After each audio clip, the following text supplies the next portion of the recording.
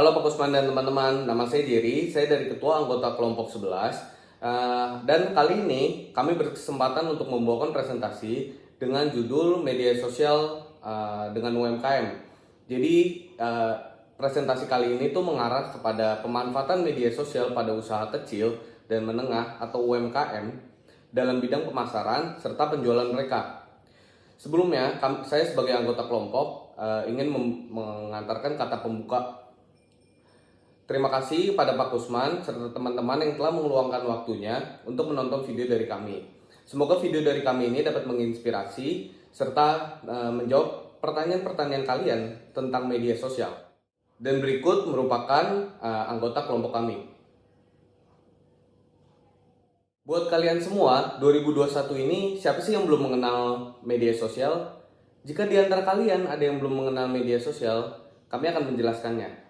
Jadi, media sosial itu merupakan sebuah media daring yang digunakan satu sama lain yang para penggunanya itu bisa dengan mudah berpartisipasi, berinteraksi, berbagi, serta menciptakan isi blog. Entah itu jejaring sosial, wiki, forum, dan dunia virtual tanpa dibatasi oleh ruang dan waktu. Blog, jejaring sosial, dan wiki merupakan bentuk media sosial yang paling umum digunakan oleh masyarakat di seluruh dunia. Jadi banyak orang yang menggunakan media sosial untuk mengabadikan foto-foto mereka, mengabadikan experience mereka, dan semua itu mereka lakukan karena tidak termakan oleh waktu. Mereka jadikan hal itu sebuah kenangan. Dan tidak hanya itu, media sosial juga dijadikan sebagai tempat untuk kita mencari tahu sebuah hal, mempelajari sebuah hal, membaca sebuah hal. Maka dari itu, media sosial itu dapat diakses oleh seluruh dunia dan semua kalangan dapat mengaksesnya. Pertama-tama, metode penelitian yang kami pilih merupakan studi kasus, di mana kita memperoleh data penelitian ini dalam bentuk wawancara. Dengan metode ini, kami melontarkan beberapa pertanyaan seputar penelitian kami. Dari hasil wawancara tersebut, data yang diperoleh langsung kami kembangkan bersama kelompok kami. Buat teman-teman yang sering bertanya, mengapa sih pemasaran terhadap sebuah produk itu sangat penting, atau pemasaran terhadap sebuah brand yang kita buat itu sangat penting? Saya akan menjelaskan contoh-contoh pemasaran dan apa dampak-dampaknya pada perkembangan usaha. Sebagai contohnya adalah satu, memperkenalkan produk ke masyarakat. Apa itu dampaknya kepada perkembangan usaha? Dampaknya adalah dalam memperkenalkan produk ke masyarakat, masyarakat akan lebih familiar kepada produk tersebut dan mereka akan tahu bahwa produk tersebut ada dan akan mencobanya, dan jika emang itu cocok mereka akan membelinya lagi. Contoh yang kedua adalah mencapai target penjualan. Apa dampaknya pada perkembangan usaha? Dalam mendapatkan target penjualan, perusahaan secara otomatis mendapatkan dana-dana yang dibutuhkan untuk menggunakan dana tersebut untuk pemasaran yang lebih lanjut lagi dan untuk kebutuhan perusahaan tersebut untuk berkembang lebih lanjut lagi. Contoh yang ketiga adalah memastikan kepuasan konsumen. Apa dampaknya kepada perkembangan usaha? Dalam memastikannya kepuasan konsumen, perusahaan dapat memastikan bahwa konsumen tersebut akan balik kembali sebagai konsumer dalam perusahaan kami, karena kami memastikan kepuasan mereka dan mereka akan percaya kepada perusahaan tersebut dan akan balik kembali lagi untuk mendapatkan produk atau jasa yang disediakan untuk konsumen. Contoh yang keempat adalah menciptakan strategi lanjutan produk. Strategi yang jelas untuk satu perusahaan tersebut akan membantu satu perusahaan berjalan sebagai satu tim yang serentak untuk maju kepada satu tujuan yang dicapai bersama. Lalu contoh yang kelima adalah membuat rekapitulasi penjualan. Apa itu dampaknya kepada perkembangan usaha? Dampaknya adalah perusahaan dapat mengetahui target pembeli dalam produk atau jasa tersebut. Jerry Potter. Jerry Potter adalah perusahaan yang bergerak di bidang minuman. Perusahaan ini termasuk ke dalam perusahaan usaha mikro menengah atau yang biasa kita kenal itu perusahaan UMKM. Perusahaan ini dibangun pada bulan September 2019 oleh Bu Suyanti bersama keluarganya. Jerry Potter ini menjual berbagai macam minuman segar dengan 50 menu varian rasa.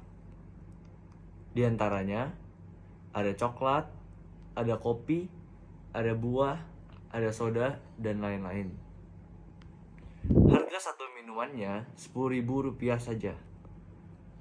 Selain itu, Jerry Potter juga membuka kemitraan atau yang biasa kita kenal franchise. Dan kini, kemitraan Jerry Potter sudah menembus angka 2.000 cabang yang sudah tersebar di seluruh Indonesia. Halo, nama saya Rodney Kartawijaya dengan nomor NIM 01011210167. Jadi, hari ini saya akan menjelaskan strategi apa yang dilakukan Jelly Potter dalam menjualkan produk-produknya. Jadi, pada dasarnya Jelly Potter merupakan perusahaan yang di bidang food and beverage.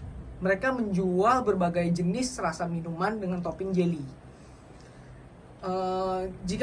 Seperti informasi yang saya dapat, Jelly Potter itu memiliki harga yang relatif murah, yaitu dengan Rp10.000 kita bisa mencoba seluruh varian rasa yang mereka miliki. Saya juga mau kasih tahu nih strategi apa yang mereka lakukan sehingga mereka bisa semakin besar dan terkenal. Jadi mereka itu menggunakan jasa e-commerce, mereka menggunakan Instagram, dan ada juga menggunakan jasa-jasa artis. Jadi salah satunya yang saya tahu, Jelly Potter tuh menggunakan jasa artis Raffi Ahmad. Jadi menurut saya di era digital ini penggunaan sosmed itu kan semakin meningkat. Jadi menurut saya langkah Jelly Potter menggunakan jasa-jasa para artis itu sudah sangat tepat. Maka dari itu bagi perusahaan-perusahaan yang baru merintis, mereka menggunakan media sosial itu merupakan hal yang sangat tepat menurut saya. Terima kasih. Kita membahas lebih dalam mengenai dampak media sosial terhadap UMKM. Pengusaha besar maupun kecil mempunyai kesempatan imbang untuk memperbesarkan perusahaan tersebut dengan hanya menggunakan media sosial.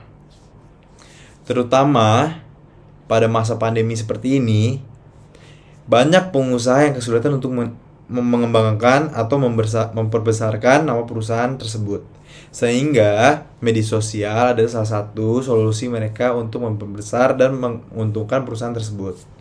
Upaya strategi penggunaan marketplace e-commerce pada dampak krisis pandemi COVID-19 bagi UMKM amatlah penting untuk diketahui.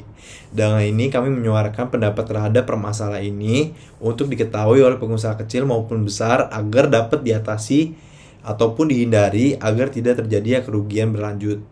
Dengan memanfaatkan platform e-commerce sebagai sebuah solusi mengatasi dampak pandemi ini, perusahaan-perusahaan yang terpukul dengan krisis pandemi ini dapat mempermudah penjualan agar tidak terhambat. Demikian kesimpulan pembahasan dari hasil diskusi yang kami sampaikan terhadap permasalahan ini. Harapkan kami untuk semua pengusaha yang sedang mengalami penurunan sebagai dampak krisis pandemi ini dapat memanfaatkan alternatif yang telah disediakan, yaitu mengalihkan penjualan melalui menggunakan platform online berupa e-commerce. Dengan harapan alternatif ini dapat membantu mengembalikan situasi perusahaan-perusahaan yang terdampak menjadi seperti semula sebelum adanya pandemi krisis COVID-19. Selanjutnya kita masuk ke akhir penilaian kami, yaitu kesimpulan. Adapun kesimpulan yang kami dapat yaitu dalam hal bisnis dan pekerjaan tentunya akan ikut terdampak seiring perkembangan teknologi dari waktu ke waktu. Dalam zaman sekarang ini, tentunya kita tidak lepas dengan aktivitas memakai media sosial.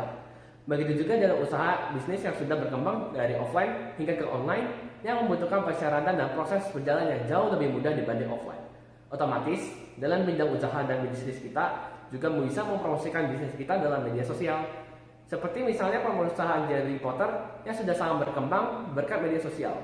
Oleh karena itu, media sosial menjadi bahan yang penting dalam pengembangan bisnis kita dalam zaman sekarang ini. Halo Pak Kusman, nama saya Jerry, saya dari Ketua Kelompok 11. Kali ini saya akan mewakilkan kelompok saya untuk menyampaikan kata penutup. Sebelumnya kami ucapkan terima kasih kepada Pak Kusman karena telah meluangkan waktunya untuk menonton video dari kami. Mohon maaf jika ada salah kata dalam penyampaian dalam video ini. Semoga video yang telah kami buat kali ini dapat berguna serta bermanfaat bagi para pengusaha yang sedang merintis karirnya atau UMKM yang menuju kesuksesan. Maka dari itu kami sekelompok mengucapkan terima kasih, sampai berjumpa di lain waktu. Terima kasih.